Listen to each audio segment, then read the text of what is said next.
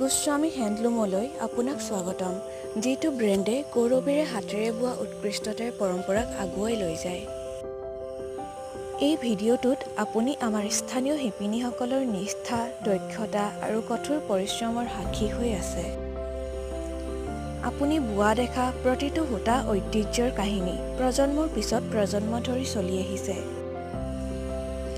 যুগ যুগ ধৰি চলি অহা কৌশল আৰু বিশুদ্ধ হস্ততাঁত পদ্ধতি ব্যৱহাৰ কৰি আমাৰ শ্ৰমিকসকলে এনে ধুনীয়া কাপোৰ তৈয়াৰ কৰে, যিবোৰ কেৱল আৰামদায়ক নহয়, বহনক্ষম আৰু পৰিৱেশ বন্ধুত্বপূৰ্ণ। সূতাবোৰ ৰং কৰাৰ পৰা আৰম্ভ কৰি সাৱধানে কাটি অনন্য ডিজাইনত বোৱালৈকে প্ৰতিটো খোজ নিখুঁত আৰু যত্নৰে কৰা হয়।